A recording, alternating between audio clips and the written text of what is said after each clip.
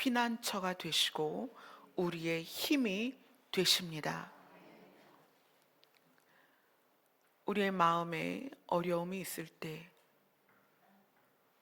우리를 사랑하시는 주님의 마음에 의하여 우리가 살아나게 하시고, 우리가 이 땅에서 아버지의 나라를 향한 소망이 시들어갈 때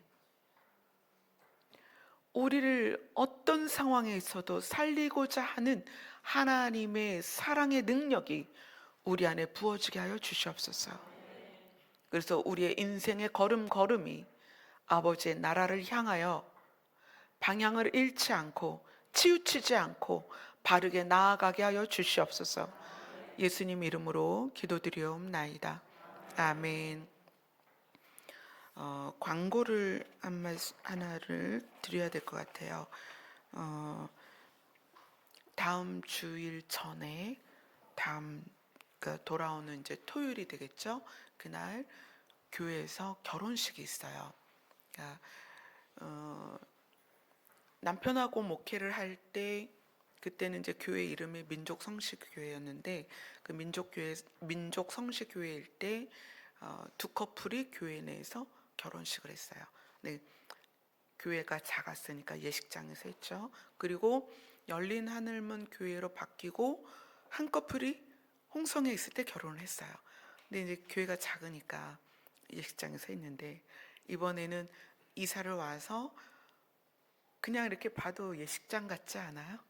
네, 그래서 이렇게 아름다운 성전에서 또 한 커플이 부부의 약속, 부부가 되기로 약속하는 날이 이제 돌아오는 토요일입니다. 그래서 주인공을 소개를 하려고요. 여러분들이 다음 토요일 날 와서 도대체 누가 결혼하는 거야 이러면서 오면 안 되니까 당사자들을 한번 불러서 여러분들 앞에 인사를 드리도록 하겠습니다. 자, 신랑 신부, 예비 신랑 예비 신부입니다. 네.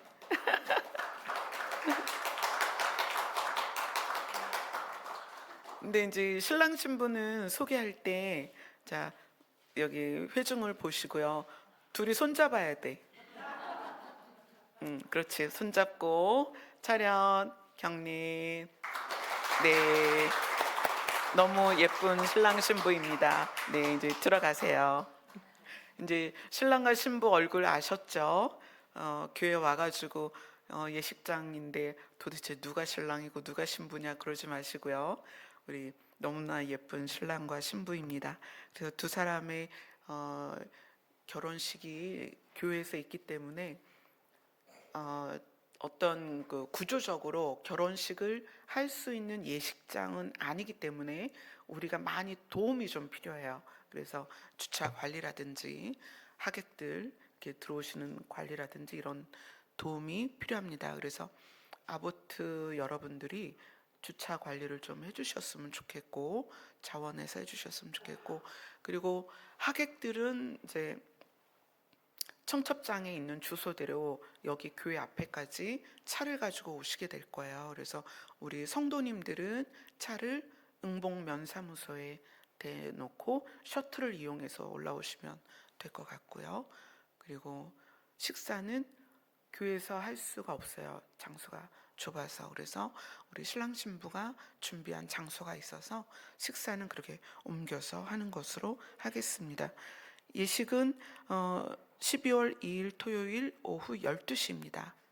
그래서 12시까지, 그 전에 봉사하실 분들은 미리 오셔서 해주시면 감사하겠고, 여기에 자극을 받아서 내가 올해 24년 안에 내가 꼭 기필코 결혼을 또 하겠다, 그런 분들은 바로바로 커플이 형성되는 동시에 저한테 보고를 해주세요.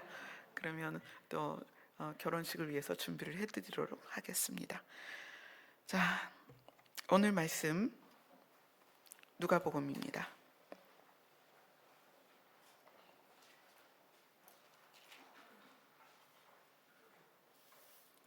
누가복음 23장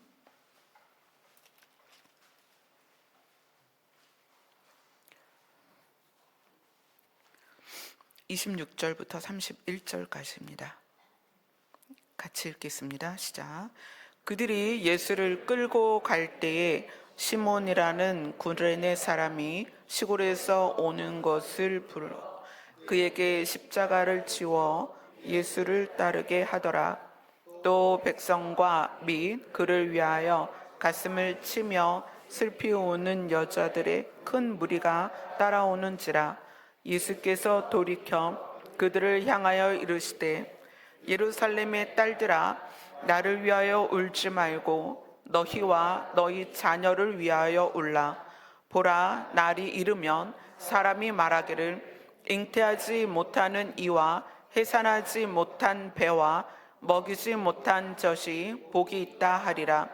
그때 사람이 산들을 대하여 우리 위에 무너지라 하며 작은 산들을 대하여 우리를 덮으라 하리라.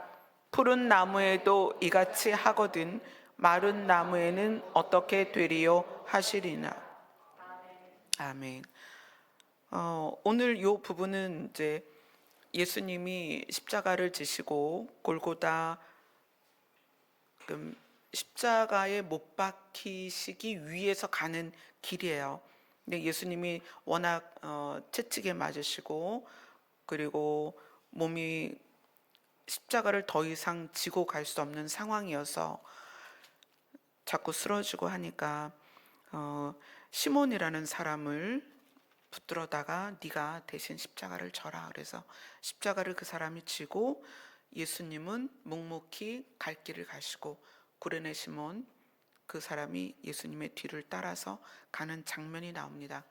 이제 그때 많은 사람들이 예수님을 위해서 가슴을 치며 슬피 우는 여자들과 함께 많은 무리가 예수님을 따라오고 있었습니다. 우리가 영화를 봤고 또 이런 말씀들을 통해서 그 장면이 여러분 상상이 가실 거예요. 언덕 위에 못 박히시기 위해서 자기가 박힐 그 십자가를 지고 가시는 예수님, 그리고 자꾸 쓰러지니까 구레네 사람 시몬에 의하여 그 십자가를 네가 지고 가라 하고 예수님은 그 앞에서 가고 시몬은 뒤따라가며 많은 사람들이 그 모습을 보고 가슴을 치며 슬피 웁니다. 근데 그때 이제 조금 있으면 십자가에 못 박혀야 하는 예수님이 조금 있으면 더 이상 살 수 있는 여망이 없는 이 순간에 예수님이 그들을 이렇게 표현하죠. 돌이키신 거예요. 가시관을 쓰셔서 피가 흐르고 채찍에 맞아서, 이 채찍이 그냥 단순히 이렇게 가죽으로 된 끈이 아니고 가죽에 뾰족한 정이 박힌 거예요. 징이 박혀서 온몸이 너덜너덜하게 뜯기신 예수님이 길을 가다가 돌이키십니다. 그리고 예수님을 향하여 슬피 우는 그 무리들에게 말씀을 하세요. 그들을 향하여 이르시되 예루살렘의 딸들아. 예루살렘의 딸들아 라고 말씀을 하시는 것은 지난주에 제가 말씀드린 것처럼 관계는 존재를 증명한다. 예루살렘의 딸들이라 라고 말씀하시는 것은 이미 하나님을 믿는 사람들이고, 그렇죠? 근데 하나님을 믿는 사람들, 여기서는 이제 대표적으로 유대인들이죠. 그 외에는 이방인들이고 유대인들이 하나님을 믿었으니까. 근데 그 유대인들 중에서 예수님이 메시아인 것과 하나님의 아들인 것과 그를 향하여 슬피 울 수 있는 그들에 대하여 너희는 예루살렘의 딸들이다. 하나님을 아버지라 부를 수 있는 예루살렘의 딸들이다. 내가 나중에 신랑으로 올 때 너희들의 신부가 될 것이다. 그래서 이 예루살렘의 딸들아라고 부르시는 그 부름이 단순히 그냥 그래 여기에 살고 있는 너희들아가 아니라는 거예요. 예루살렘의 딸들아라는 것은 이미 너와 내가 이러한 관계에 있고 너희는 그런 존재다라는 것을 분명히 드러내는 표현입니다. 예루살렘의 딸들아, 하나님을 아버지라 부를 수 있는 존재들이며 내가 신랑으로 올 때 신부가 될 나의 여인들아. 그리고 그들에게 이야기하는 거예요. 나를 위하여 울지 말고. 왜냐하면 예수님은 가야 할 길이며 그 길을 가야만 그들의 눈물을 닦아주고 그들의 아픔을 위로할 수 있는 새하늘과 새 땅으로 이들을 인도할 수 있기 때문에 내가 가야 할 길은 내가 반드시 가야 된다. 그런데 너희와 너희 자녀를 위하여 울어라. 사실 이 부분이 다른 성경엔 나오지 않아요. 이 누가복음에만 나오기 때문에 사실 굉장히 중요한 말씀인데 예수님이 두 가지를 인용을 하십니다. 29절을 같이 읽습니다. 시작. 보라, 날이 이르면 사람이 말하기를 잉태하지 못하는 이와 해산하지 못한 배와 먹이지 못한 젖이 복이 있다 하리라. 자, 요 29절은 어떤 내용을 가지고 오셨냐면 누가복음 21장을 가지고 온 거예요. 누가복음 21장으로 갑니다.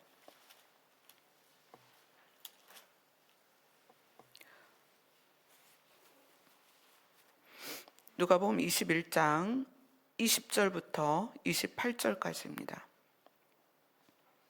같이 읽습니다. 시작.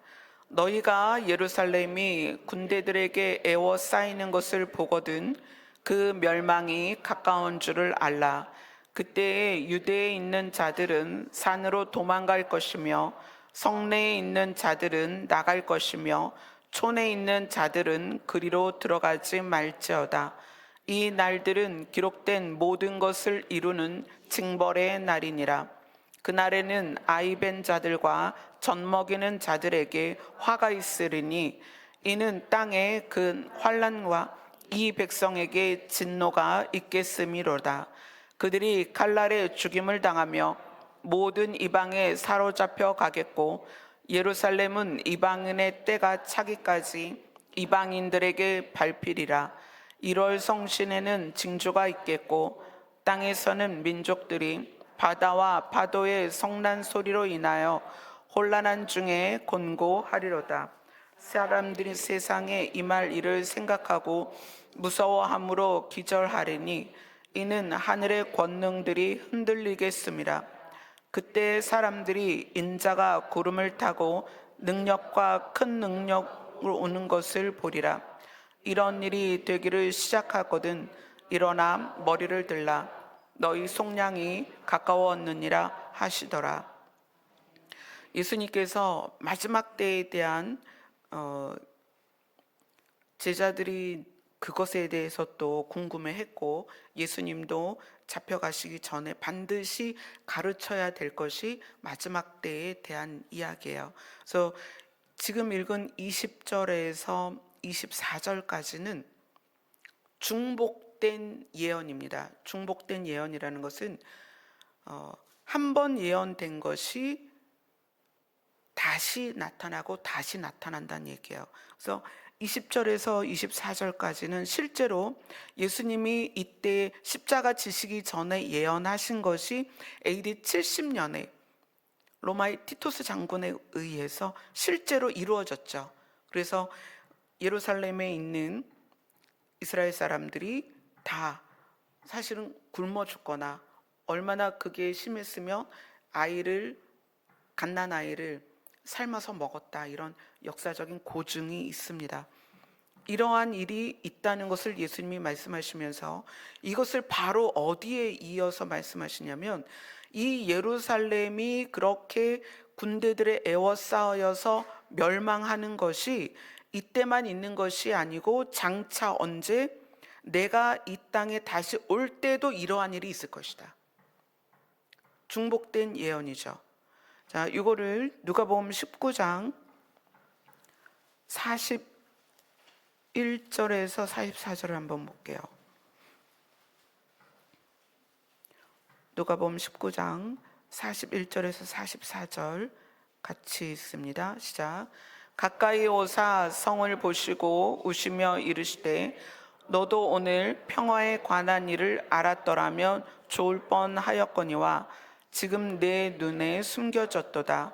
날이 이를지라 내 원수들이 토둔을 쌓고 너를 둘러 사면으로 가두고 또 너와 및 그 가운데 있는 내 자식들을 땅에 메어 치며 돌 하나도 돌 위에 남기지 아니하리니 이는 내가 보살핌 받는 날을 알지 못함을 인함이라 하시니라.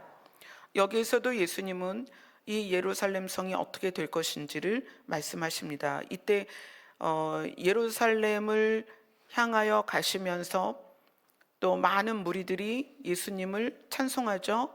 주의 이름으로 오시는 왕이여 하늘에는 평화여 가장 높은 곳에는 영광이로다 그러면서 예루살렘을 향하여 들어오시는 예수님을 찬송을 합니다. 근데 예수님이 가까이 오사, 어디에?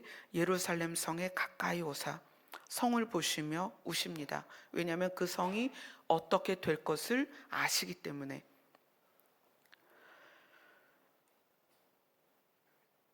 너도 오늘 평화에 관한 일을 알았더라면 좋을 뻔하였거니와. 그럼 이 예루살렘 성이 알았어야 될 평화는 무엇일까요? 이 38절에 보면 19장 38절에 보면 찬송하리로다 주의 이름으로 오시는 왕이여 하늘에는 평화여 가장 높은 곳에는 영광이로다 라고 사람들이 예수님을 찬송을 해요. 근데 예수님이 예루살렘 성을 보면서 너도 오늘 평화에 관한 일을 좀 알았더라면 좋았을 텐데 네가 평화 안에 있지 못하고 곧 무너질 거야. 돌 위에 돌 하나도 남지 않고 무너질 거야. 근데 이 평화는 뭐냐면 이 예루살렘 성의 진짜 평화는 계시록을 볼게요.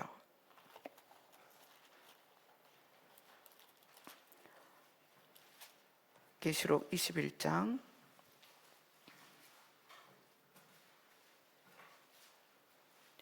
계시록 21장 2절입니다. 같이 읽습니다. 시작. 또 내가 봄에 거룩한 성 새 예루살렘이 하나님으로부터 하늘에서 내려오니 그 준비한 것이 신부가 남편을 위하여 단장한 것 같더라. 그리고 10절을 읽습니다. 요한계시록 21장 10절 시작. 성령으로 나를 데리고 크고 높은 산으로 올라가 하나님께로부터 하늘에서 내려오는 거룩한 성 예루살렘을 보이니. 새하늘과 새 땅에 하늘로부터 내려오는 성을 이름을 예루살렘 성이다 이렇게 불러요. 그러니까 새하늘과 새 땅에 있을 예루살렘 성은 다시는 침략이 없고 다시는 전쟁이 없고 다시는 자녀를 잡아먹는 일이 없고 다시는 자녀가 내침을 당하는 걸 보는 일이 없다는 거예요. 그러니까 예수님이 곧 무너질 예루살렘 성을 바라보며 네가 실제 네가 누릴 평화에 대해서 알았으면 좋았을 텐데 마음이 아픈 거예요. 원래 너는 어떤 성이냐면 새하늘과 새 땅에서 하나님의 영광이 가득하고 어둠도 없고 사망도 없고 눈물도 없고 아픔이 없는 그 평화를 누려야 되는 성이라는 거예요. 예루살렘 성이. 그런데 이 예루살렘 성이 왜 돌 위에 돌 하나도 남지 않고 무너지느냐? 보살핌 받는 나를 알지 못함을 인함이라. 하나님을 아는 백성들이 하나님의 아들이신 메시아를 알아보지 못하고 뭐라고 부르짖어요? 예수를 못 박으라. 예수를 못 박으라. 예수를 못 박으라. 그랬기 때문에 너희가 지금 돌 하나도 돌 위에 남기지 아니하고 무너지게 될 것이다. 그래서 원래 예루살렘 성이 새하늘과 새 땅에서 얼마나 아름답고 평화롭게 세워져야 되는 존재인데, 그들이 이방인에 의하여 정말 조각조각 찢어지고 그 안에서 수많은 피가 흘리고 그 안에서 수많은 죽음이 일어나는 것에 대하여 예수님이 보고 우십니다. 오늘 본문으로 다시 돌아갑니다. 예루살렘의 딸들아, 나를 위하여 울지 말고 너희와 너희 자녀를 위하여 울라. 보라, 날이 이르면, 이 날이 언제예요? 지금 예수님이 말하는 이 날이, 보라 날이 이르면, 그게 어느 날이냐면 AD 70년에 이 예루살렘 성이 완전히 부서질 것이다. 그때에 수많은 사람들이 죽임을 당할 것이고, 부모가 보는 앞에서 아이들이 내침을 당할 것이고, 너희는 굶주림에 못 이겨서 네 자식을 잡아먹게 될 거야. 그리고 또 마지막 날이 이르면,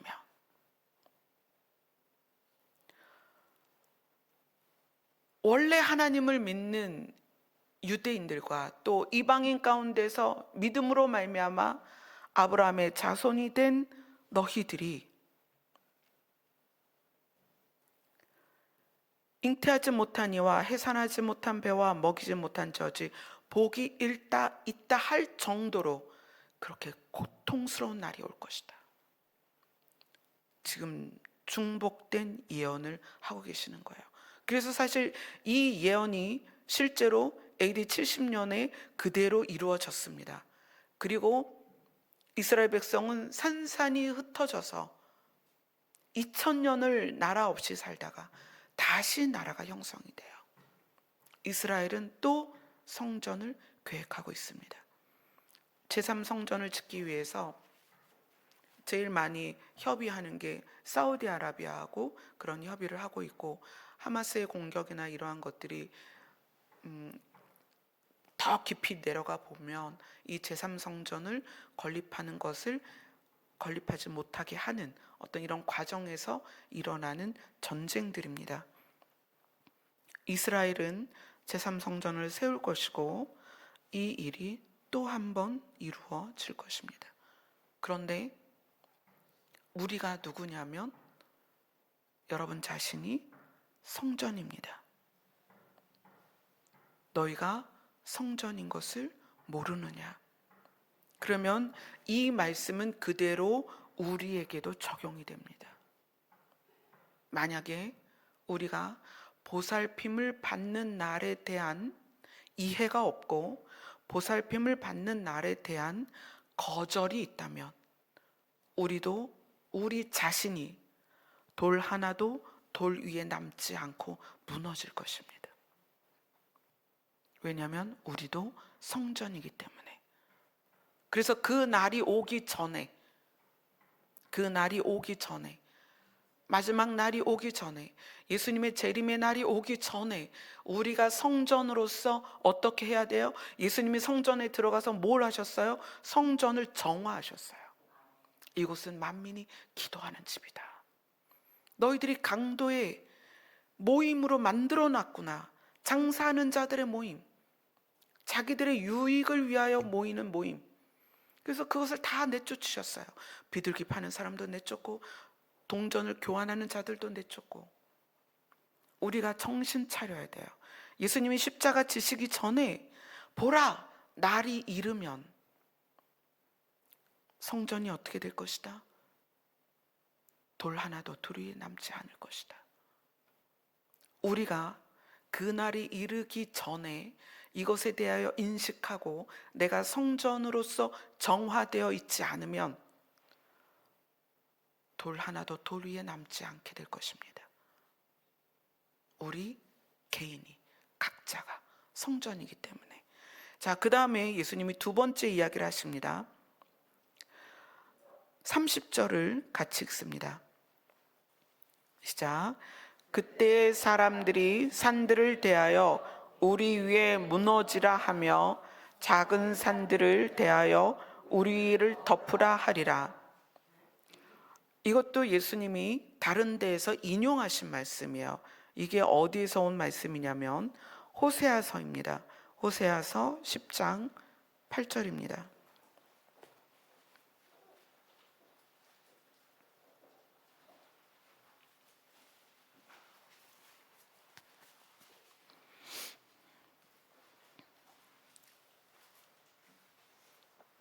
호세아서 10장 8절 같이 읽습니다.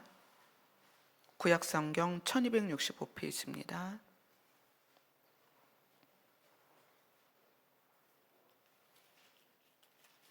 호세아서 10장 8절 같이 읽습니다. 시작. 이스라엘의 죄 곧 아웬의 산당은 파괴되어 가시와 찔레가 그 제단 위에 날 것이니 그때에 그들이 산더러 우리를 가리라 할 것이요 작은 산더러 우리 위에 무너지라 하리라. 예수님이 하신 그 십자가 지시기 전에 그 말씀이 그냥 하신 말씀이 아니고 호세아에서 인용을 하신 거예요. 그러면 이 호세아서에서 이 말씀이 왜 나왔는지를 알면 십자가 지시기 전에 예수님을 안타깝게 바라보며 슬피 우는 그들에게 왜 이 말씀을 하셨는지를 알 수가 있겠죠.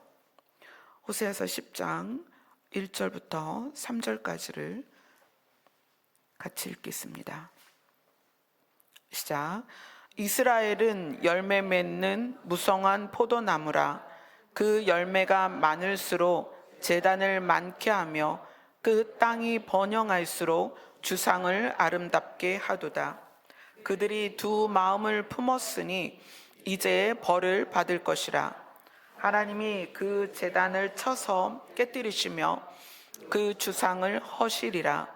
그들이 이제 이르기를 우리가 여호와를 두려워하지 아니하므로 우리에게 왕이 없거니와 왕이 우리를 위하여 무엇을 하리요 하리로다. 자, 이 호세아서에서 지금의 이스라엘의 상황이 어떠냐면 이스라엘은 열매 맺는 무성한 포도나무라. 이게 어떤 의미로 이렇게 말했는지 이것만 읽으면 알 수가 없어요. 근데 이게 무슨 이야기냐면 이스라엘은 무슨 열매를 맺고 있냐면 자기를 위해 열매를 맺는 나무라는 거예요. 자기를 위해. 이스라엘은 자기를 위해 열매 맺는 속이 빈, 이게 무성한 포도나무라. 이거는 이파리는 많고 자기를 위한 열매는 있는데 주인을 위한 그 마음이 없는 속이 빈 포도나무라는 거예요.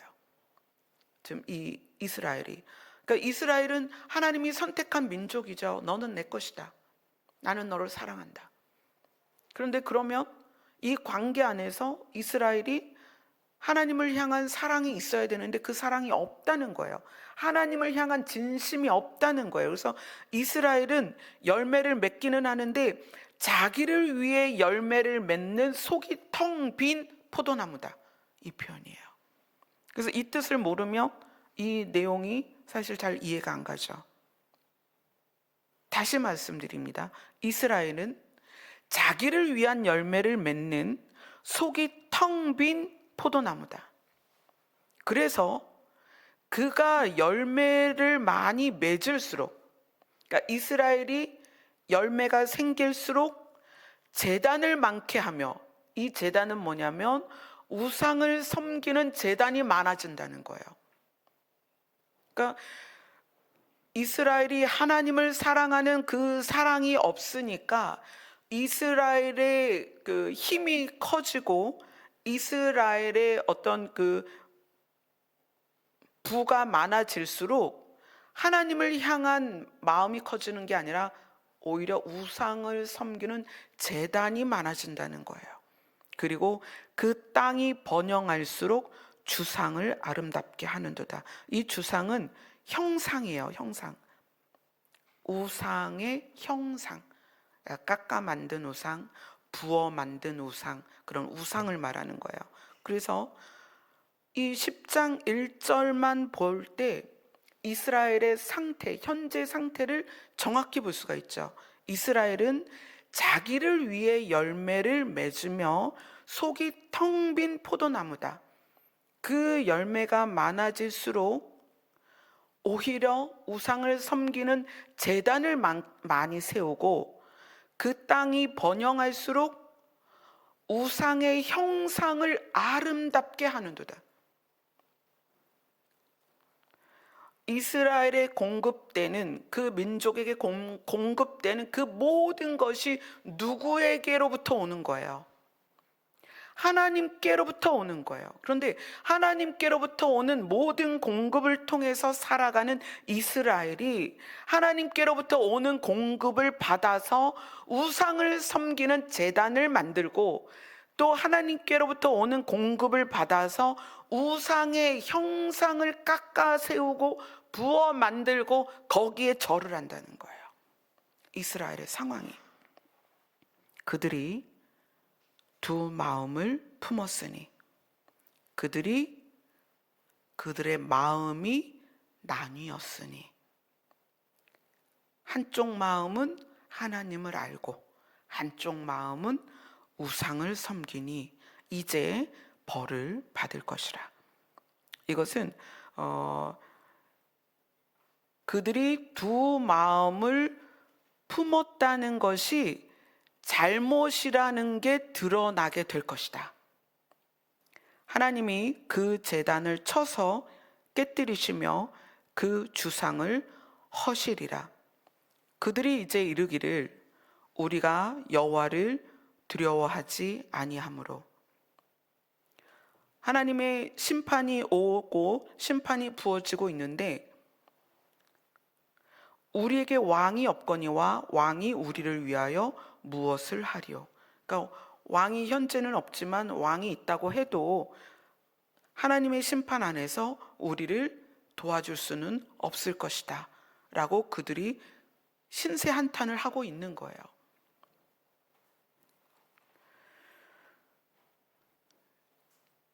이 말씀 때문에 이제 호세아 10장 8절에서 그 심판에 의하여, 하나님께서 내리시는 그 심판에 의하여 이스라엘의 상황이 이렇게 됩니다. 이스라엘의 죄, 곧 아웬의 산당은 파괴되고 가시와 찔레가 그 제단 위에 날 것이니, 그때에 그 하나님의 심판을 보면서 그들이 산더러 우리를 가리라 할 것이요 작은 산더러 우리 위에 무너지라 할 것이다.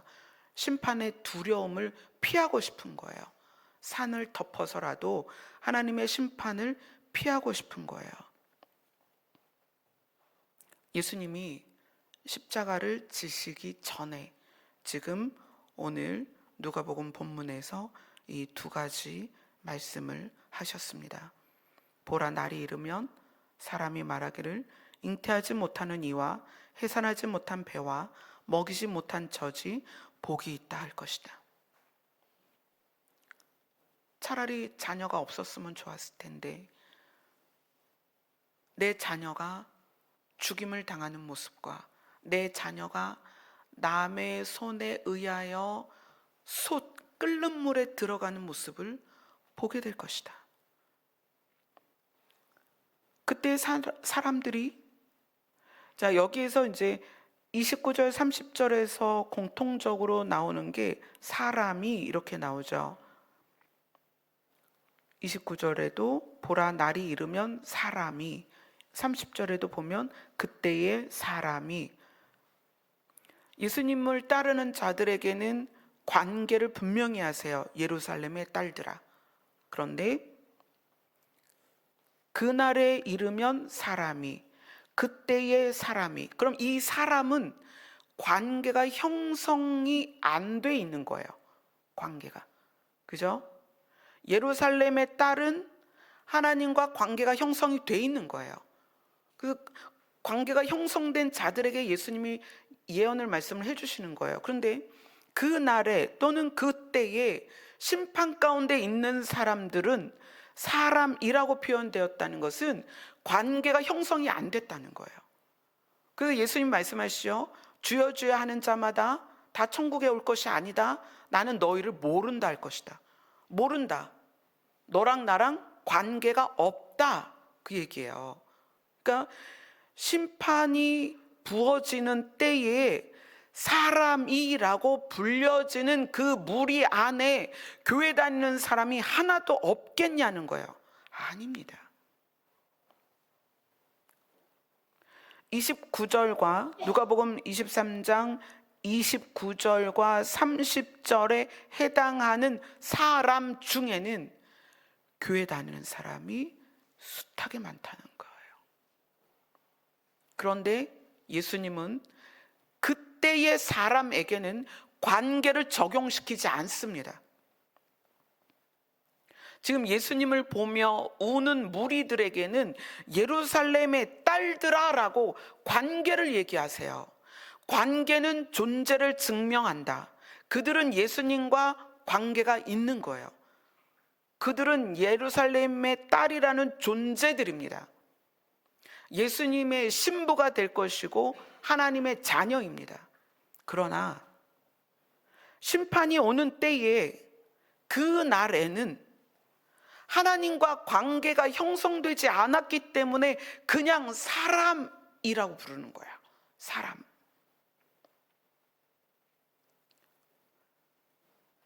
보라, 날이 이르면 사람이 말하기를. 그들 중에는, 그 사람 중에는 목사도 있을 것이고 선교사도 있을 것이고 사역자들도 있을 것이고 장로도 있을 것이고 권사도 있을 것이고 집사도 있을 거라는 거예요. 그런데 그들에 대하여 하나님은 사람이라고 부르는 거예요. 나하고는 관계가 없다.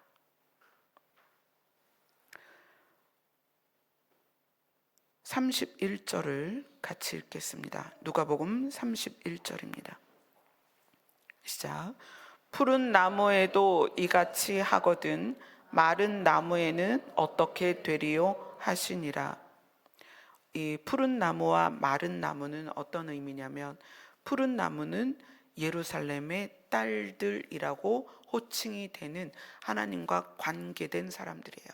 근데 이 예루살렘의 딸들이 하나님과 관계가 되어 있지만 실제로 AD 70년에 로마의 티투스 장군에 의해서 예루살렘이 완전히 회파가 되고 사라집니다. 그때에 예루살렘의 딸들이 실제로 죽임을 당하고, 또 예수님의 말씀을 기억한 사람들은 진짜 산으로 피해서 그 목숨을 지켜낸 사람들도 많이 있다고 역사적으로 이야기를 해요. 푸른 나무에도 이같이 하거든 마른 나무는 어떻겠니? 하나님과 관계가 없는 사람들이 당하는 심판은 어떠하겠냐는 거예요.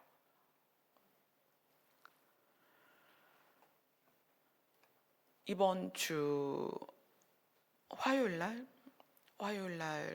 이제 기도 중에 그런 말씀을 주셨어요. 너희들에게 지금 무엇이 가장 중요한가? 무게의 중심, 우리의 관심, 우리의 마음, 이것을 실어서 무게의 중심이 이제는 이동돼야 될 때다.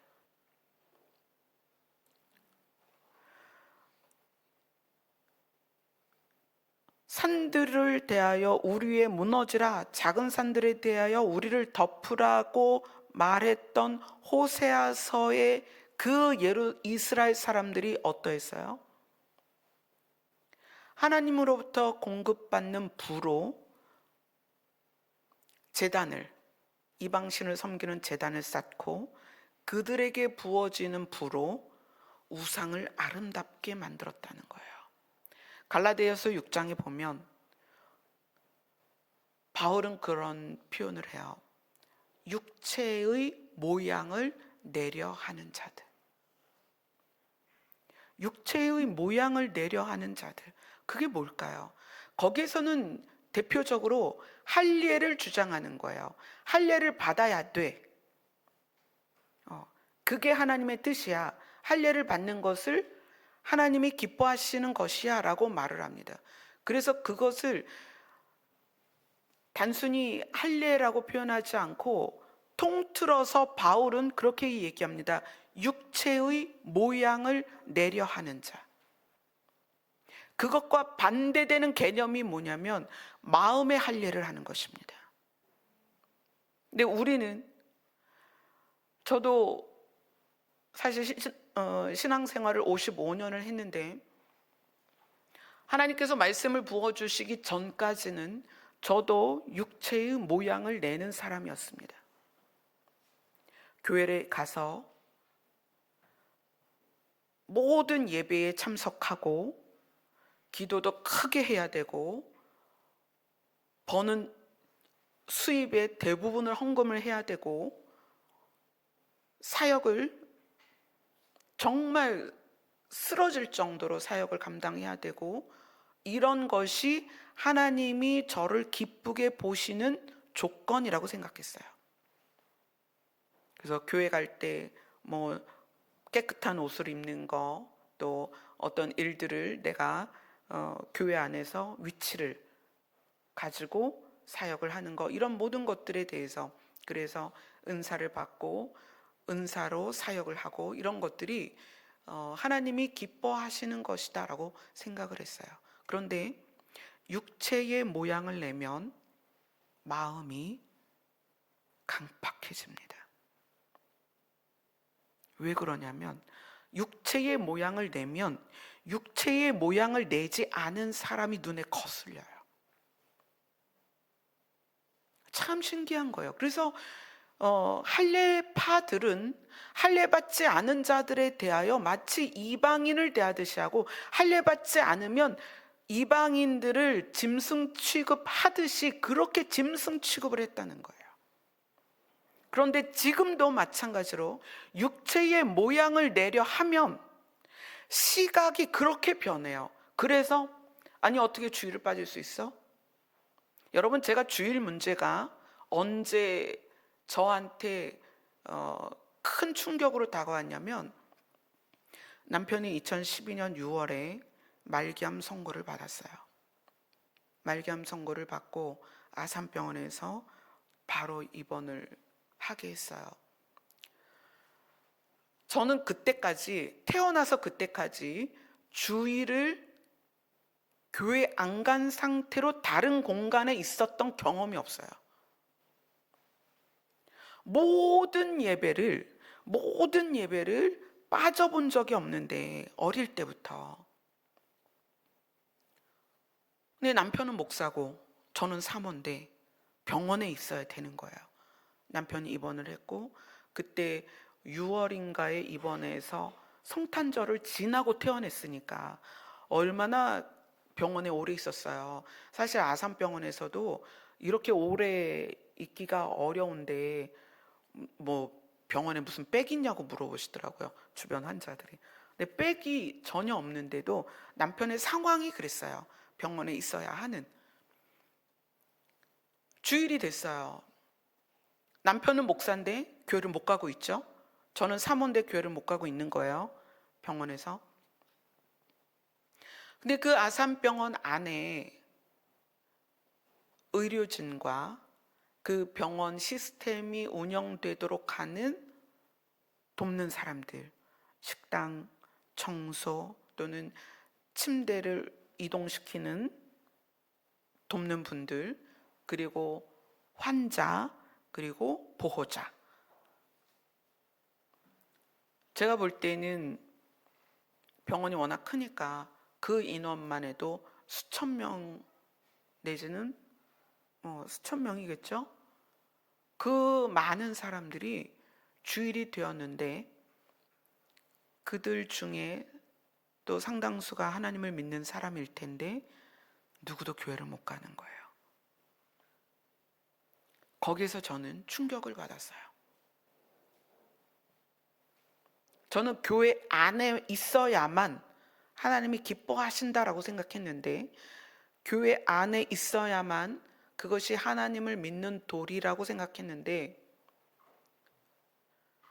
병원에서 병원 생활을 쭉, 그때 여름에 입원해서 성탄절을 병원에서 지나왔으니까 그 긴 시간을 병원에 있으면서 얼마나 많은 사람들이 교회에 가지 못하고도 자기의 자리에서 하나님을 향하여 예배를 드리고 있는지를 봤다는 거예요. 저 자신도 때로는 중환자실에서, 때로는 수술실 앞에서, 때로는 6인실 그 좁은 틈에서 예배를 드려야 하고 기도를 해야 하는 상황이었어요. 그러면서 그때 비로소 육체로 모양을 내서 하나님을 기쁘시게 하려고 했던 저의 그 신앙의 모습이 산산이 깨졌어요. 우리가 알고 있는 공식처럼 생각하고 있는 그런 것들이 아니라 우리의 진심이, 우리의 간절한 마음이 그리스도를 향하고 있지 않으면, 오늘 누가복음에 있는 것처럼 보라 날이 이르면 사람이 말하기를, 이렇게 된다는 거예요. 육체의 모양을 따라 이곳에 앉아서 찬양을 부르고 예배를 드리는 것 같지만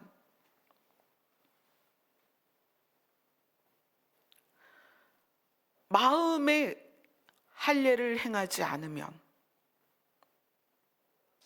마음이 바뀌지 않으면, 그래서 마음이 바뀌는 것에 대한 실천적 계명을 주셨잖아요. 내 이웃을 내 몸과 같이 사랑해라. 나를 사랑한다면 이것을 행할 것이다. 그러나 이렇게 하지 않으면 나를 사랑한다고 내가 인정하지 않을 것이다. 예루살렘의 딸들은 다시 오실 예수 그리스도의 신부가 될 사람들입니다. 우리는 다 그런 정체성을 스스로 가지고 있어요. 그런데 우리가 너무나 익숙해져 있는 건 육체의 모양을 내는 거라는 거예요. 호세아서에 있는 이스라엘 사람들이요, 산당에서 그들이 부어 만들고 깎아 만든 신에게만 제사를 했느냐? 아니요. 그 호세아서에 있는 이스라엘 사람들도 율법을 지켰다는 거예요. 그래서 뭐라고 말해요? 마음이 나뉘었다. 한쪽 마음은 하나님을 향하여 율법을 지키고, 한쪽 마음은 제단에 있는 우상을 향하여 절을 하는 거예요.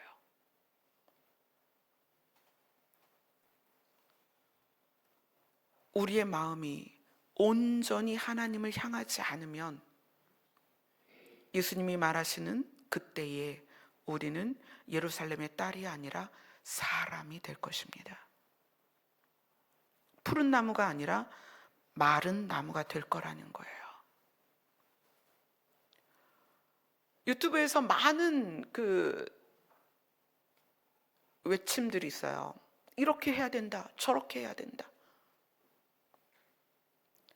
근데 그 내용들을 가만히 보면 그 내용은 대부분 육체의 모양을 내는 부분들이에요.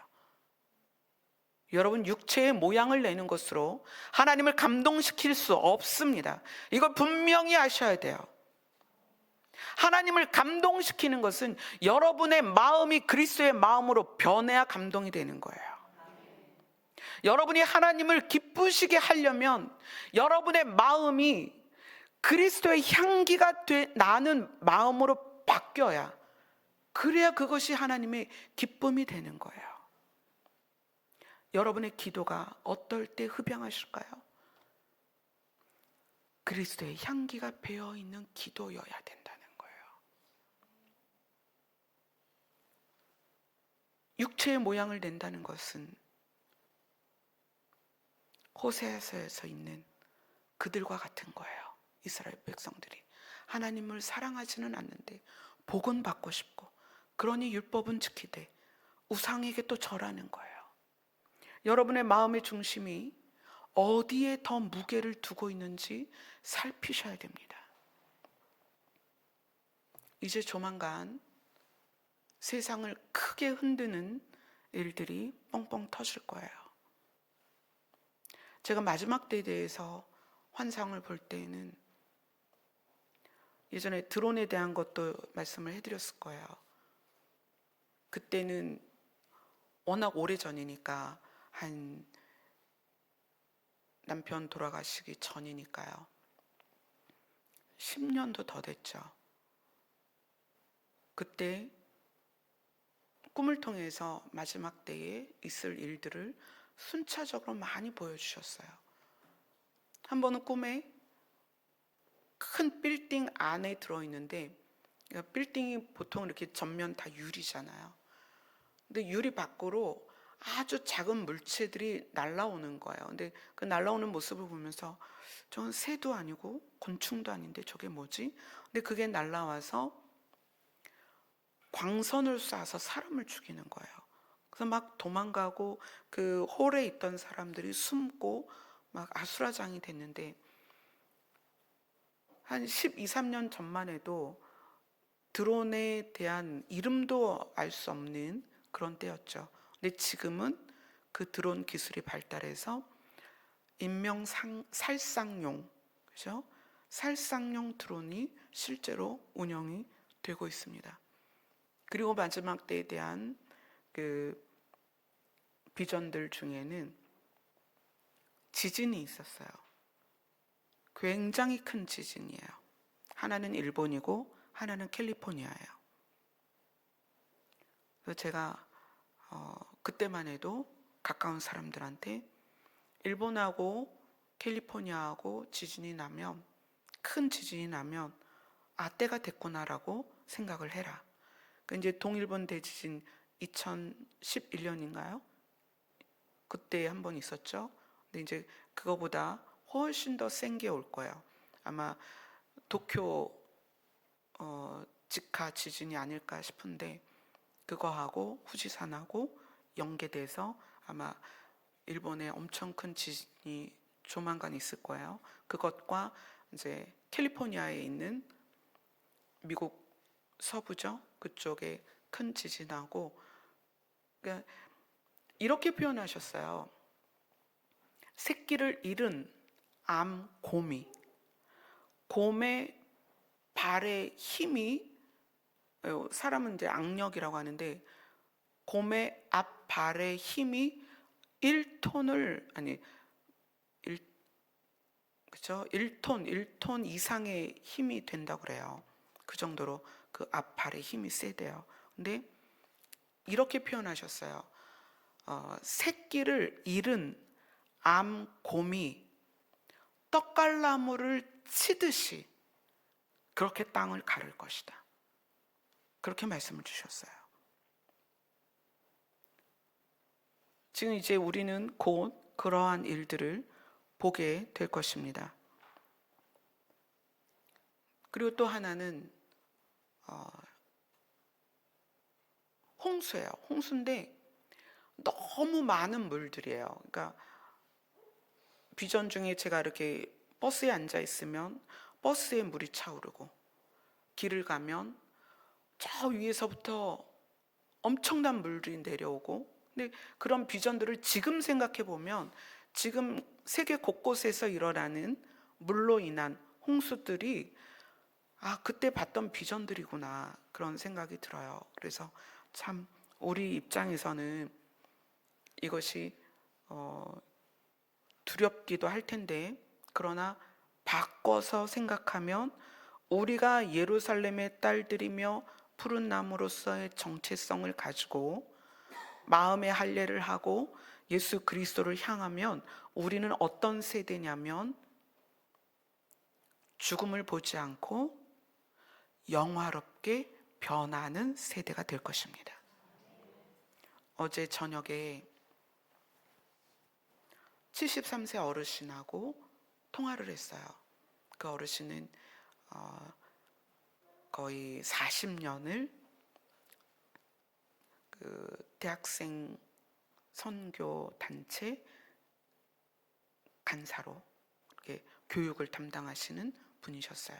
근데 연세가 되니까 70에 그 일을 정리를 하시고 지금 73세신데 몸도 안 좋고 우울증도 오고 불면증도 오고 그래서 너무 힘든데 누가 저를 소개를 해서 통화를 하게 됐다, 그렇게 말씀을 하시더라고요. 자, 그분의 우울증과 불면증을 제가 어떻게 도울 수 있을까요? 뭐 기도를 쫙 해가지고 뭐 우울증이 싹 사라지고 뭐 베개에 머리가 닿자마자 잠이 오고, 그게 아니라 그분에게 주의 오심을 전해드렸어요. 목사님, 정말 그렇게 빨리 오실까요? 빨리 오십니다. 성도님과 저는 주의 오심을 변화된 몸으로 주님과 함께 서게 될, 주님 앞에 마주 서게 될 그런 세대입니다. 그래서 그 목소리에 생기가 돌기 시작하는 거예요. 우리 조금만 더. 그래서 예수님의 제자들이 주님 곧 오신다는 말로 서로 위로한 것처럼, 초대교회 성도들이 주님 곧 오실 거야 라는 말로 위로했던 것처럼, 그것이 그분에게 위로가 돼서 다음 주에 제가 한번 더 전화를 드릴까요? 그랬더니 너무 좋다고. 그래서 다음 주에 또 통화를 하기로 했어요. 여러분에게 어떤 문제가 있어요? 정말 가지가지 문제가 있겠죠. 저는 저대로, 저희 가정은 저희 가정대로, 여러분은 여러분대로 문제가 있을 거예요. 그러나 그 모든 문제가 아무리 태산 같을지라도 그것은 이 땅에 속한 것입니다. 아멘. 우리의 시민권은 하늘에 있어요. 여러분이 하나님을 아버지라고 부르는 이 관계가 여러분에게 진짜 정체성이 돼야 합니다. 여러분이 원하고 소원하고 갖고 싶고 내 것이 되었으면 하는 그 모든 것들은 사실 이 땅에 속한 거예요. 여러분은 다 놓고 갈 거예요. 정말 다 놓고 갈 거예요. 여러분이 아무리 안 먹고 안 쓰고 태산같이 모아 놓아도 그거 여러분께 아니에요. 여러분 가면 그것도 남들이 알아서 논았을 거예요. 그래서 이 땅에 속한 것에 내 마음을 둘 것이냐, 우리가 가야 할 곳에 대하여 마음을 둘 것이냐, 그건 여러분이 결정하는 것입니다. 호세아에서 이스라엘 사람들은 마음이 두 마음이었다. 마음이 나뉘었다. 복은 받고 싶으니 하나님을 향하여 율법은 지키고, 세상의 복이 너무 좋은데 이걸 어떻게 하면 더 받을 수 있을까? 그래서 부어 만든 신상과 깎아 만든 신상 세워놓고 거기다 절하는 거예요. 나 좀 더 잘 살게 해달라. 나에게 더 좀 줘라. 어떤 거를? 땅의 것을.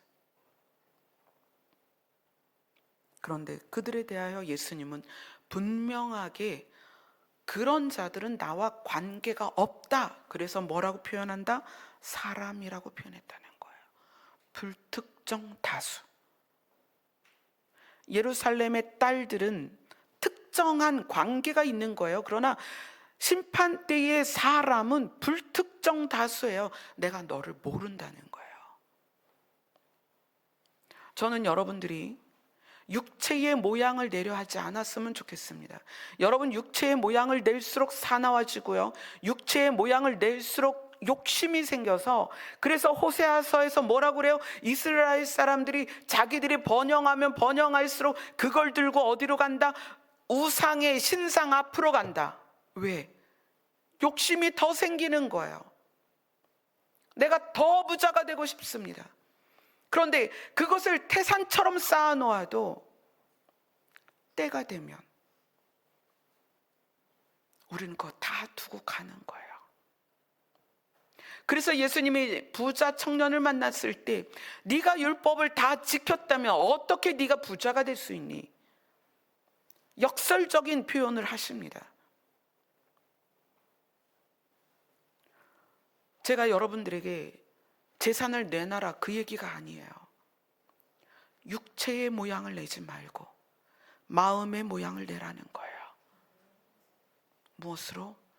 그리스도의 형상으로.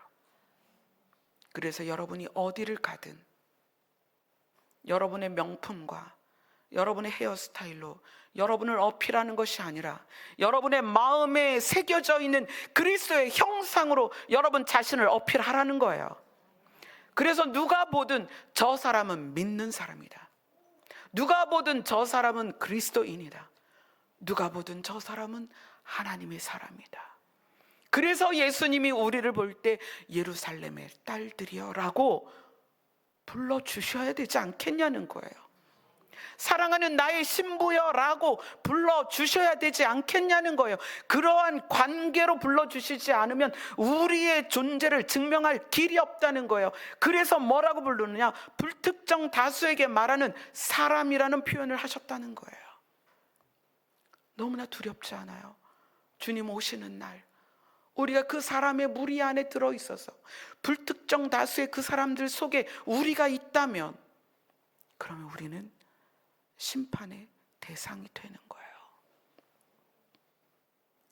저는 여러분들에게 심판이 두려우니까 그렇게 하지 말라는 게 아니라 여러분 우리가 누구인지를 알아야 된다는 거예요. 우리는 하나님을 아버지라고 부르는 자들입니다. 하나님을 아버지라고 부르는 자들은 육체의 모양을 내는 것이 아니고 마음의 모양을 내는 거예요. 마음의 모양을 낸다는 것은 그리스도의 형상을 닮아가는 것입니다.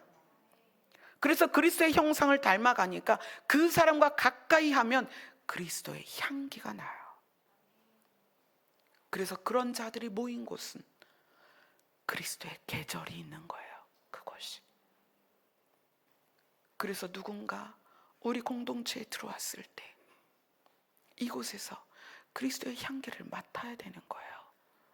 누군가 지나가다가 이곳에 들어왔는데 이곳은 봄도 아니고 겨울도 아니고 이곳은 그리스도의 계절이 가득하구나 라고 느껴야 된다는 거예요.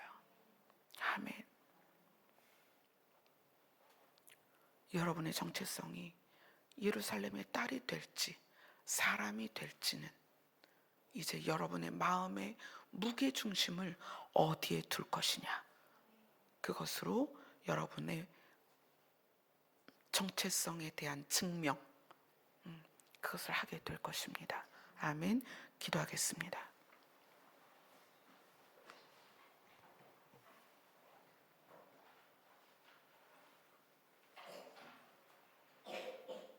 예수님은 우리에게 예수님의 마음을 주셨습니다.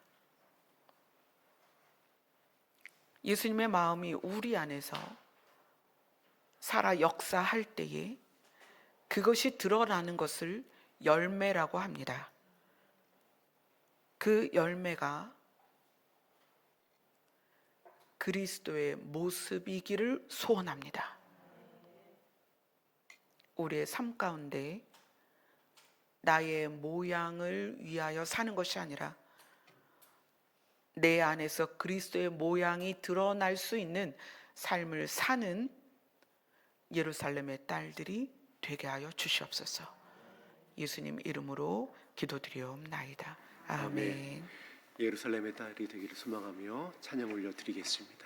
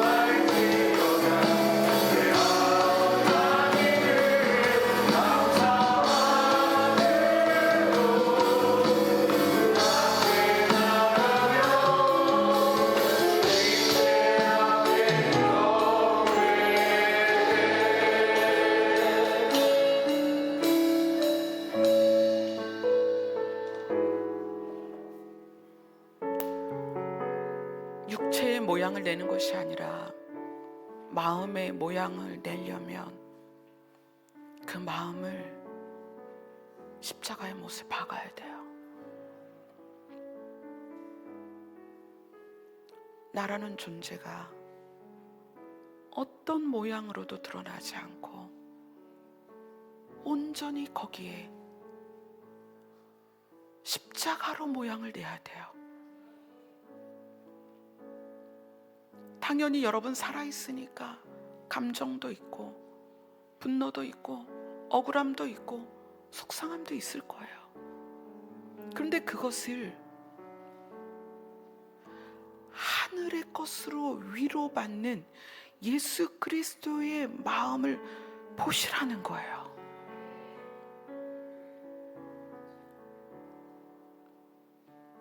내가 아직은 좀 부족해도 우리 그렇게 가자는 거예요. 저도 여전히 제 모습이 살아있고 제 모습이 드러납니다. 그래서 그럴 때마다 다시 주님 앞에 서서 저를 못을 박습니다. 온전히 그렇게 못을 박을 때 여러분의 마음이 예수님의 형상으로 아름답게 새겨질 것입니다. 주님 이 시간에 예수 그리스도로 말미암는 모양이 우리 마음에 새겨지게 하여 주옵소서. 기도하겠습니다.